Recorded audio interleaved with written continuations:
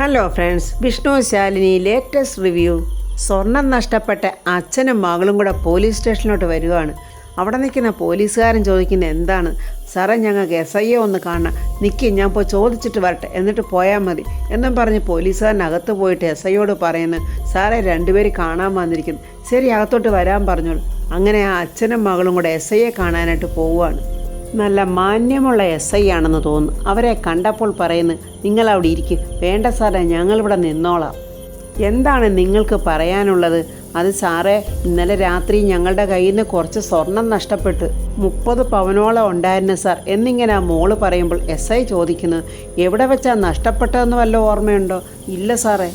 ആ മോടച്ഛൻ വളരെ സങ്കടത്തോടെ പറയുന്നു, സാറേ 3-4 ദിവസം കഴിഞ്ഞാൽ ഇവളുടെ വിവാഹമാണ്, ആ സ്വർണം കിട്ടിയില്ലെങ്കിൽ പിന്നെ ഞങ്ങൾക്ക് ആത്മഹത്യ അല്ലാതെ വേറെ ഒരു മാർഗമില്ല സാറേ. SI പറയുന്നു, നിങ്ങളങ്ങനെ നിരാശരാകാതെ അതെവിടെ വെച്ചാണ് നഷ്ടപ്പെട്ടതെന്ന് നമുക്ക് കണ്ടുപിടിക്കാം.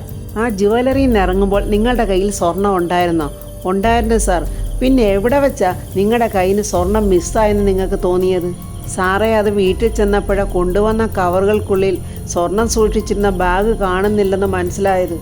ജ്വല്ലറിയിൽ നിന്ന് ഇറങ്ങിയിട്ട് നിങ്ങൾ എന്താ ചെയ്ത്? സാറേ, ആ ജ്വല്ലറിയുടെ വാതക്കെ കിടന്ന ഓട്ടോയിലാണ് ഞങ്ങൾ കയറിപ്പോയത്. ആ ഓട്ടോയുടെ നമ്പർ നിങ്ങൾക്കറിയോ? അറിയില്ല സാറേ. ആ മോള് പറയുന്നു, സാറേ ഞങ്ങൾ പോയ ആ ഓട്ടോ വഴിക്ക് വെച്ച് കേടായിരുന്നു, അപ്പോഴാ ഓട്ടോക്കാരൻ തന്നെയാണ് അതുവഴി വന്ന വേറെ ഒരു ഓട്ടോറിക്ഷയിൽ ഞങ്ങളെ കയറ്റി വിട്ടത്. അപ്പോൾ അത് ഏത് ഓട്ടോയിൽ വെച്ചാണ് അത് മിസ്സായിരിക്കുന്നതെന്ന് വല്ല ഓർമ്മയുണ്ടോ? അറിയില്ല സാറേ. ആ 2 ഓട്ടോയിൽ ഏതെങ്കിലും ഒന്നിലായിരിക്കും. നിങ്ങൾ ആദ്യം ജുവലറിയിൽ നിന്ന് ഇറങ്ങിയിട്ട് ആ വാതക്കെ കിടന്ന ഓട്ടോറിക്ഷയിലല്ലേ കയറിയത്? അപ്പോൾ ആ ജുവലറിയിലെ CCTVയിൽ നോക്കിയാൽ ആ ഓട്ടോയെക്കുറിച്ചുള്ള വിവരങ്ങൾ നമുക്കറിയാൻ പറ്റും. ആ ഓട്ടോക്കാരനെ കണ്ടുപിടിച്ചാൽ തന്നെ പിന്നെ 2ാമത്തെ ഓട്ടോക്കാരനെ കണ്ടുപിടിക്കാൻ വലിയ ബുദ്ധിമുട്ടൊന്നും ഉണ്ടാവില്ല. സാറേ, എൻ്റെ സ്വർണം കിട്ടിയില്ലെങ്കിൽ എൻ്റെ മോടെ ജീവിതം ആകെ തകർന്നു പോകും സാറേ. പിന്നെ കുടുംബത്തോടെ ഞങ്ങൾ ആത്മഹത്യ ചെയ്യേണ്ടി വരും സാറേ. നിങ്ങൾ വിഷമിക്കാതെ ഞങ്ങൾ ശ്രമിക്കുക. എന്തായാലും ഈ ഓട്ടോയുടെ നമ്പർ കണ്ടുപിടിച്ചിട്ട് ഞങ്ങൾ നിങ്ങളെ വിളിക്കാം. തൽക്കാലം നിങ്ങളൊരു പരാതി എഴുതി കൊടുത്തിട്ട് പൊയ്ക്കോളൂ. അങ്ങനെ SI അവരെ പറഞ്ഞ് സമാധാനിപ്പിച്ച് വിടുന്നുണ്ട്. നമ്മുടെ വിഷ്ണുവിൻ്റെ ഓട്ടോറിക്ഷ വിഷ്ണുവിൻ്റെ വീടിൻ്റെ വാതുക്കെ തന്നെ കിടപ്പുണ്ട്. അതിനകത്ത് ആ സ്വർണവും ബാഗും ഇരിപ്പും ഉണ്ട്. പക്ഷേ വിഷ്ണു ഇതൊന്നും അറിഞ്ഞിട്ടില്ല. വാതക്കല വരാന്തയിൽ നമ്മുടെ രാഘവൻ ചേട്ടൻ ഇരുന്ന് ചായ കുടിച്ചുകൊണ്ടിരിക്കുവാണ്. വിഷ്ണു അകത്തുനിന്ന് ധൃതി പിടിച്ച് വെളിയിലോട്ട് വരുവാണ്. രാഘവേട്ടനെ കണ്ടുകൊണ്ട് പറയുന്നു, അച്ഛാ ഞാനൊരു 10 മിനിറ്റ് തിരിച്ചു വരും, അച്ഛൻ റെഡിയായി ഇരുന്നോണം. അതെന്തിനാ മോനെ? അച്ഛൻ മറന്നുപോയോ ഇന്നലെ പറഞ്ഞതൊക്കെ? നമുക്ക് ഹോസ്പിറ്റലിൽ പോകണ്ടേ? നമുക്കൊന്ന് വിശദമായിട്ട് ചെക്കപ്പൊക്കെ നടത്തിയിട്ട് തിരിച്ചു വരാം. ഞാൻ എളുപ്പം വരാമെന്നും പറഞ്ഞ് വിഷ്ണു പോകാൻ വരുമ്പോൾ വീണ്ടും നാണ്ട രാഘവേട്ടൻ വിളിക്കുവാൻ, എടാ മോനെ നീ ഒന്ന് നോക്കിക്കേ, അച്ഛനെ ഒന്ന് നോക്കിക്കേ എന്നും പറഞ്ഞ് രാഘവേട്ടൻ ഇങ്ങനെ ഞെളിഞ്ഞിരുന്നൊക്കെ കാണിക്കുന്നുണ്ട്. നീ എന്നെ നോക്കിയോ? എനിക്ക് ഒരു കുഴപ്പമില്ല. അച്ഛാ വെറുതെ കളിക്കരുത് കേട്ടോ. എടാ നീ നോക്കടാ, എനിക്ക് ഒരു കുഴപ്പമില്ലെന്ന്. വെറുതെ ഒന്നുമില്ലാത്ത എന്നെ കൊണ്ടുപോയി ഡോക്ടർമാർക്ക് വെറുതെ കാശ് കൊടുക്കണോ? ദേ അച്ഛാ വേണ്ട, അച്ഛനല്ല തീരുമാനിക്കുന്ന അസുഖമുണ്ടോ ഇല്ലയെന്ന്, ഡോക്ടർമാരാ. എടാ എനിക്കിപ്പോൾ പഴയതുപോലെ ഒരു കുഴപ്പമില്ലടാ, ഞാനല്ലയോടാ പറഞ്ഞത്. അപ്പോൾ അച്ഛൻ എന്തോ ഈ പറഞ്ഞു വരുന്നത്? പോകണ്ടെന്നാന്നോ? എടാ ഇപ്പം പോകണ്ട, നീ ഒരു കാര്യം ചെയ്യും, ഇപ്പം ശാലിനി എടുത്തോട്ടെന്ന് ചെല്ലും. ശാലിനി എടുത്തോട്ട് ചെല്ലാന് എന്തിന്? എടാ എന്നെ ശാലിനി മോള് രാവിലെ ഫോൺ വിളിച്ച് പറഞ്ഞായിരുന്നു എങ്ങനെങ്കിലും നിന്നെ അങ്ങോട്ടൊന്ന് പറഞ്ഞു വിടണേന്ന്. എന്തിന്? എടാ കാര്യങ്ങളൊക്കെ അവൾ പറഞ്ഞു. അതൊന്നും പറ്റത്തില്ല, എനിക്ക് ഓട്ടോ ഉള്ളതാ, ഞാനേ കാര്യങ്ങളൊക്കെ അവളോട് വിളിച്ച് പറഞ്ഞോളാം എന്നും പറഞ്ഞ് വിഷ്ണു ഇങ്ങനെ വീണ്ടും സ്പീഡിൽ അങ്ങോട്ട് വെളിയിലോട്ട് പോവുകയാണ്. അപ്പോഴങ്ങോട്ടൊരു കാർ സ്പീഡിൽ വരുന്നുണ്ട്. ഇതാരപ്പ ഇപ്പം രാവിലെ കാറിൽ ഇങ്ങോട്ട് വരുന്നത് എന്നിങ്ങനെ വിഷ്ണുവും രാഘവേട്ടനും നോക്കുമ്പോൾ ദാണ്ട കാറിൽ നിന്ന് ഇറങ്ങി വരുന്നു നമ്മുടെ കമലൻ. ആശാൻ ഇങ്ങോട്ടൊന്ന് വന്നേ, ഒരു കാര്യം പറയട്ടെ. അതെന്താടാ, നീ ഇപ്പം ടാക്സി ഓടിക്കാൻ തുടങ്ങിയോ? ആശാനെ ഇതേ നിങ്ങളുടെ ഫാമിലി ടൂറിന് വേണ്ടി റെൻറ്റിനെടുത്ത കാറാ. വിഷ്ണു അതിശയത്തോടെ ചോദിക്കുക, എന്താ പാടാ പറയുന്നത്, ഫാമിലി ടൂറോ? അതേ ആശാനെ, ബാക്കിയെല്ലാം അവിടെ സെറ്റായി കഴിഞ്ഞു. ഇന്നാ ഈ താക്കോലം അങ്ങോട്ട് പിടിച്ചേ. ഈ താക്കോലം അങ്ങോട്ട് ഏൽപ്പിച്ചു കഴിഞ്ഞാൽ എൻ്റെ ജോലി കഴിഞ്ഞു, പിന്നെ നിങ്ങളായി നിങ്ങളുടെ പാടായി. ആശാനെ ഉടനെ അങ്ങോട്ട് കൊണ്ടുവന്നേക്കണമെന്നാണ് ഏട്ടത്തിയമ്മ പറഞ്ഞിരിക്കുന്നത്. അല്ല, നിങ്ങൾ ഈ പറയുന്ന ഒന്നും എനിക്ക് അങ്ങോട്ട് മനസ്സിലാകുന്നില്ല. ആശാനെ ഒന്നും മനസ്സിലാകാനില്ല. ആശാനും ഏട്ടത്തിയമ്മയും മക്കളും എല്ലാം കൂടെ ഒരു ഫാമിലി ടൂർ പോകുന്നുണ്ട്. അതെവിടേക്കാ അതൊന്നും എനിക്കറിയില്ല, എവിടേക്കാണെന്നൊക്കെ ഉള്ളത് അങ്ങോട്ട് നേരിട്ട് നിന്ന് ഏട്ടത്തിയമ്മയോട് അങ്ങ് ചോദിച്ചാൽ മതി. ഏട്ടത്തിയമ്മ എല്ലാം പറഞ്ഞങ്ങ് വിശദമാക്കി തരും. ഒന്ന് പോടാ അവിടുന്ന്, എനിക്ക് വേറെ ഓട്ടോ ഉള്ളതാ എന്നും പറഞ്ഞ് വിഷ്ണു ഓട്ടോയുടെ എടുത്തിട്ട് പോകാൻ നോക്കുമ്പോൾ കമലൻ വിടുന്നില്ല. ആശാനിത് എവിടേക്കാ അവിടെ നിൽക്കാശാനെ എന്ന് പറയുമ്പോൾ രാഘവേട്ടൻ പറയും, നീ എന്താടാ ചവിട്ടുനാടൻ വല്ലതും കളിക്കാൻ പോകുന്നുണ്ടോ, മര്യാദയ്ക്ക് ശാലിനി വിളിച്ചെടുത്തോട്ട് പോടാ പോനെ എന്നൊക്കെ ഇങ്ങനെ രാഘവേട്ടനും പറയുവാണ്. ഇനി എല്ലാവരുടെയും നിർബന്ധം സഹിക്കാൻ വയ്യാതെ വിഷ്ണു അങ്ങനെ കാറിലോട്ട് കയറുവാണ്. കാറിലോട്ട് കയറിയിട്ട് പറയുന്നു, അച്ഛാ ആ ഓട്ടോറിക്ഷയിലേ എൻ്റെ ചാവി ഇരിപ്പുണ്ട്, അതങ്ങ് എടുത്ത് വെച്ചേക്കണേ. അതൊക്കെ ഞാൻ ഏറ്റുമോനെ, ഞാനതെടുത്ത് വെച്ചോളാം എന്നിങ്ങനെ വിഷ്ണു പറയുന്നുണ്ട്. പക്ഷേ കാറിൽ സ്വർണവും ബാഗും ഇരിക്കുന്നത് രാഘവേട്ടനും അറിയില്ല, വിഷ്ണുവിനും അറിയില്ല. രാഘവേട്ടൻ ഇനി ആ ചാവി എടുക്കാൻ പോകുമ്പോൾ ആ ബാഗ് കാണുമോ, ബാഗ് എടുത്ത് രാഘവേട്ടൻ ഇനി എവിടെയെങ്കിലും മറന്നുകൊണ്ട് വെക്കുമോ എന്നൊന്നും അറിയില്ല. അങ്ങനെ ഒടുവിൽ വിഷ്ണുവും കമലനും കൂടെ കാറിൽ കയറി പോകുന്നത് കണ്ടിട്ട് രാഘവേട്ടൻ സന്തോഷത്തോടെ പറയുക, അങ്ങനെ 2 ദിവസമെങ്കിലും എൻ്റെ മോനൊന്ന് സന്തോഷത്തോടെ കഴിയട്ടെ. പപ്പിമോളും സത്യമോളും വന്നേ ടൂറ് പോകാനായിട്ട് അടിപൊളി വേഷത്തിലൊക്കെ ഇങ്ങനെ ഒരുങ്ങി നിൽക്കുവാണ്. പപ്പിയെ നമുക്ക് അടിച്ച് പൊളിക്കണം, പിന്നല്ലാതെ നമ്മൾ അടിച്ച് തകർക്കില്ലേ എന്നൊക്കെ അങ്ങനെ കുഞ്ഞുമക്കൾ സന്തോഷത്തോടെ നിൽക്കുവാണ്. അപ്പോൾ ശാരദാമ്മ കുറച്ച് പാലുമൊക്കെ ആയിട്ട് വരുന്നുണ്ട്. നിങ്ങൾ കുറച്ച് ദൂരം യാത്ര ചെയ്യേണ്ടതല്ലേ, അതുകൊണ്ട് ഇത് മര്യാദയ്ക്ക് അങ്ങോട്ടൊന്ന് കുടിച്ച്. ഇല്ല ശാരദാമ്മ, ഞങ്ങൾക്ക് വേണ്ട, ഞങ്ങൾക്ക് വിശപ്പില്ല. പപ്പിക്കുട്ടി പറയുക, എൻ്റെ ശാരദാമ്മേ, ഞങ്ങൾ ടൂർ പോകുന്ന വഴിക്ക് എന്തെങ്കിലും ആവശ്യമുണ്ടെങ്കിൽ ഞങ്ങൾ അവിടുന്ന് വാങ്ങിച്ച് കുടിച്ചോളാം, അതല്ലേ അതിൻ്റെ ഒരു രസം. ഓ, അതാണോ നിങ്ങളുടെ ഉദ്ദേശം അല്ലേ? അതെന്തെങ്കിലുമൊക്കെ നിങ്ങൾ വഴി വാങ്ങിച്ച് കുടിച്ചു. പക്ഷേ ഇപ്പോൾ ശാരദാമ്മയുടെ സമാധാനത്തിന് വേണ്ടി നിങ്ങൾ ഓരോ കവള് പാൽ ഇതിൽ നിന്ന് കുടിക്കണം. അങ്ങനെ 2 മക്കളും പാല് വാങ്ങിച്ച് കുടിക്കുന്നുണ്ട്. പിന്നെ പ്രത്യേകിച്ചൊരു കാര്യം ശാരദാമ്മ പറയാം, അച്ഛനും അമ്മയും ഇല്ലാതെ ഒരിടത്തേക്കും പോകരുത്. അയ്യോ എൻ്റെ ശാരദാമ്മ ഇത് തന്നെയല്ലയോ കുറേ നേരം കൊണ്ട് പറഞ്ഞുകൊണ്ടിരിക്കുന്നത്. അടുത്തതായിട്ട് എന്തോ ഒന്ന് പറയാനായിട്ട് ശാരദാമ്മ വാ തുറക്കുന്നതിന് മുമ്പേ പപ്പി പറയുന്നു, വെള്ളച്ചാട്ടത്തിലങ്ങ് ഇറങ്ങല്ലേ എന്നല്ലേ. അതും ശാരദാമ്മ നേരത്തെ പറഞ്ഞിട്ടുള്ളതാണ്.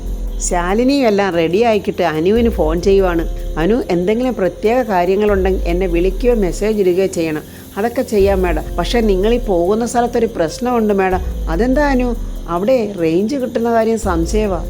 മാഡത്തിന് എന്തെങ്കിലും മെസ്സേജ് എനിക്ക് പാസ് ചെയ്യണമെന്നുണ്ടെങ്കിലേ ആ റിസോർട്ടിൽ പറഞ്ഞാൽ മതി, അവരെന്നെ ഉടനെ അറിയിച്ചോളും. ഓക്കെ മാഡം, നല്ലൊരു യാത്ര ആശംസിക്കുന്നു എന്നൊക്കെ അനു പറയുന്നുണ്ട്. അപ്പോഴേ നമ്മുടെ വിഷ്ണു വലിയ സന്തോഷത്തിൽ കാറിലങ്ങോട്ട് വന്ന് ഇറങ്ങുവാണ്. മക്കൾ കണ്ടിട്ട് അയ്യോ അച്ഛൻ പറഞ്ഞ് വളരെ സന്തോഷപ്പെടുന്നുണ്ട്. ഇതെന്തൊക്കെ വേഷവാ, ഇതെന്തൊരു സ്റ്റൈലൊക്കെയാ. അല്ല സത്യമോള് കണ്ണാടയൊക്കെ വെച്ചിരിക്കുന്നോ? അച്ഛാ ഇതൊക്കെ ഒരു സ്റ്റൈലല്ലേ അച്ഛാ? ഈ അച്ഛൻ ഒന്നും അറിഞ്ഞൂടാ, എന്നാലും എൻ്റെ അമ്മോ ഇത്രയ്ക്ക് സ്റ്റൈലോ? അച്ഛാ നമ്മൾ വാട്ടർ പാർക്കിലും പൊന്മുടിയിലും ഒക്കെയാ പോകുന്നത്. ആണോ? ഞാനിതൊന്നും അറിഞ്ഞില്ല. എൻ്റെ ശാലിനി, ഇതൊക്കെ മുൻകൂട്ടി പ്ലാൻ ചെയ്യുമ്പോൾ എന്നോട് നേരത്തെയൊക്കെ പറയണ്ടേ? എനിക്കാണെങ്കിൽ ഓട്ടം ഉള്ളതായിരുന്നു. രാവിലെ അച്ഛൻ്റെ കയ്യിൽ നിന്ന് ബേഷായിട്ട് കിട്ടുകയും ചെയ്തു. അത് വിഷ്ണുവേട്ട അനു റൂമും എല്ലാം റെഡിയാക്കിയതിന് ശേഷം പറയാമെന്ന് വിചാരിച്ച്. പക്ഷെ എല്ലാം റെഡിയായി വന്നപ്പോഴേ അല്പം അങ്ങ് ലേറ്റായിപ്പോയി വിഷ്ണുവേട്ട, വിളിച്ചു പറയാൻ പറ്റിയില്ല. പിന്നെ ഒരൊറ്റ രാത്രിയുടെ തീരുമാനം കൊണ്ടാണല്ലോ ഇങ്ങനെ ഒരു യാത്രയുടെ ഒരുക്കങ്ങളൊക്കെ തന്നെ ഉണ്ടായത്. അതിന് വിഷ്ണുവേട്ട അമ്മയോടാണ് നന്ദി പറയേണ്ടത്. നന്ദിയൊക്കെ അവിടെ ഇരിക്കട്ടെ, ഈ മക്കളുടെ സന്തോഷം നിങ്ങൾ കണ്ടോ? ഇവരുടെ ഈ സന്തോഷം കാണാൻ വേണ്ടിയല്ലേ മോനെ നമ്മളൊക്കെ ഇങ്ങനെ ജീവിക്കുന്നത്. അത് ശാരദാമ്മ പറഞ്ഞത് ശരിയാ. അല്ല കളക്ടർ ഇങ്ങനെ ടൂറ് പോയാലേ പ്രോട്ടോക്കോൾ അനുസരിച്ച് വല്ല കുഴപ്പം വല്ലതും ഉണ്ടോ? അതൊക്കെ ഞാൻ പിന്നെ പറയാം. വിഷ്ണുവേട്ടൻ ഇപ്പോഴേ ആ സാധനങ്ങളൊക്കെ പെറുക്കി കയറ്റാൻ നോക്ക്. അല്ല, കുറച്ച് മാറാനുള്ള ഡ്രസ്സല്ലാതെ വേറെ ഒന്നും കൊണ്ടുപോകുന്നില്ലല്ലോ. വിശ്രമവേളകൾ ആനന്ദകരമാക്കാൻ ട്രാവൽ 10. ആഹാ, അപ്പോൾ എല്ലാം കരുതിക്കൊണ്ടാണ് അമ്മയും മക്കളും ഒരുങ്ങിയിരിക്കുന്നതല്ലേ? വിഷ്ണുവേട്ടൻ വന്ന് ഡ്രസ്സ് മാറും. ബാക്കി ഡ്രസ്സൊക്കെ ഞാൻ വിഷ്ണുവേട്ടൻ്റെ പാക്ക് ചെയ്തിട്ടുണ്ട്. അതൊന്നും വേണ്ട, എനിക്കിപ്പോൾ ഈ ഡ്രസ്സ് മതി. അതൊക്കെ അവിടെ ചെന്നിട്ട് നോക്കാം അല്ലേ മക്കളെ? ഇതുപോലുള്ള യാത്രകൾ കുറച്ച് നേരത്തെ ആകണമായിരുന്നില്ലേ അമ്മേ? അടുത്ത പ്രാവശ്യം പോകുമ്പോൾ അമ്മയും ഞങ്ങളോടൊപ്പം വരണം. അതൊക്കെ പിന്നീട് ആലോചിക്കാം മക്കളെ, നിങ്ങൾ പോയിട്ട് വാ. അങ്ങനെ വിഷ്ണുവും ശാലിനിയും കൂടെ ടൂറിന് പോകാനുള്ള സാധനങ്ങൾ കരുതി വെച്ചതൊക്കെ അവരിങ്ങനെ കാറിനകത്തോട്ട് എടുത്ത് വെക്കുവാണ്. ശാരദാമ്മ വീണ്ടും കുഞ്ഞുമക്കളോട് പറയുന്നു, ഞാൻ പറഞ്ഞതൊക്കെ ഓർമ്മയുണ്ടല്ലോ. അങ്ങനെ ശാലിനിയും വിഷ്ണുവും കുഞ്ഞുമക്കളും എല്ലാവരും ചേർന്ന് ശാരദാമ്മയ്ക്ക് സന്തോഷത്തോടെ യാത്രയൊക്കെ പറയുന്നു. ശാരദാമ്മയും സന്തോഷത്തോടെ പോയിട്ട് വാ മക്കളെ എന്നും പറഞ്ഞ് യാത്രയാക്കുന്നുണ്ട്. അങ്ങനെ വിഷ്ണു അവരെ എല്ലാവരുമായിട്ട് അങ്ങനെ കാറിൽ പോവുകയാണ്. അനൂപ് കല്യാണ മാപ്പിളയെ പോലെ ഡ്രസ്സൊക്കെ ചെയ്ത് അവനും എൻ്റെ കൂട്ടുകാരോടെ നിൽക്കുവാണ്. നൂർജഹാനെ കാണുന്നില്ലല്ലോ. അനൂപിൻ്റെ കൂട്ടുകാരൻ പറഞ്ഞു, എടാ നീ ഒന്ന് വിളിച്ചു നോക്കിക്കേ. വിളിക്കണ്ട, മെസ്സേജ് ഇട്ട് നോക്കാം എന്നും പറഞ്ഞ് അനൂപ് മെസ്സേജ് ഇടുന്നുണ്ട് നൂർജഹാൻ. നൂർജഹാനാണെങ്കിൽ ഒരുങ്ങി ഇങ്ങനെ മുറിയിൽ നിൽക്കുക, എങ്ങനെ പുറത്ത് കിടക്കുമെന്നുള്ള ചിന്തയിലാണ്. ആ സമയത്താണ് അനൂപിൻ്റെ മെസ്സേജ് വരുന്നത്. നൂർജഹാൻ അനൂപിനെ വിളിക്കുന്നുണ്ട്. അനൂപ് പറയുന്നത്, നൂർജഹാനെ നീയല്ലേ പറഞ്ഞ് വിളിക്കേണ്ട, മെസ്സേജ് ഇട്ടാൽ മതിയെന്ന്. അത് അനൂപെ, മാമായും നസീറും ഇപ്പോൾ ഇവിടെ ഇല്ല, മാമി മാത്രമേ ഉള്ളൂ. എന്നാൽ ഒട്ടും സമയം കളയാതെ എളുപ്പം ഇറങ്ങിക്കോ നൂർജഹാനെ, 11 മണി വരെ സമയമുള്ളെന്നാണ് പറഞ്ഞിരിക്കുന്നത് രജിസ്ട്രാർ. വേറെ കുഴപ്പങ്ങളൊന്നും ഉണ്ടാവില്ലല്ലോ അനൂപെ? എന്ത് കുഴപ്പം? വേറെ ഒരു കുഴപ്പമില്ല നൂർജഹാനെ. നമ്മൾ രജിസ്റ്റർ മാരേജ് ചെയ്തത് ആരും ഒട്ട് അറിയാനും പോകുന്നില്ല. ഒരാൾക്കും ഒരു സംശയം തോന്നാത്ത രീതിക്ക് വേണം അവിടെ നിന്ന് ഇറങ്ങാൻ. ഉള്ളിൽ നല്ല ഭയമുണ്ട് അനൂപെ, എങ്കിലും ഞാൻ വരാം. നൂർജഹാൻ എന്നിട്ട് സുബൈറിൻ്റെ മുറിയിലോട്ട് വന്നിട്ട് ആ കട്ടിലിൽ ഇരുന്നോട്ട് പറയുന്നു, ബാപ്പിച്ചി എന്നെ അനുഗ്രഹിക്കണം. ബാപ്പിച്ചിയുടെ അനുഗ്രഹത്തോടെ ഞാനൊരു തെറ്റ് ചെയ്യാൻ പോവാ. എന്നാൽ ഇത് തെറ്റല്ല ബാപ്പിച്ചി, എൻ്റെ നിവൃത്തികേടാ എന്നും പറഞ്ഞ് നൂർജഹാൻ സുബൈറിൻ്റെ കൈ പിടിച്ച് അവളുടെ തലയിലോട്ട് വെച്ച് അനുഗ്രഹം വാങ്ങിക്കുവാണ്.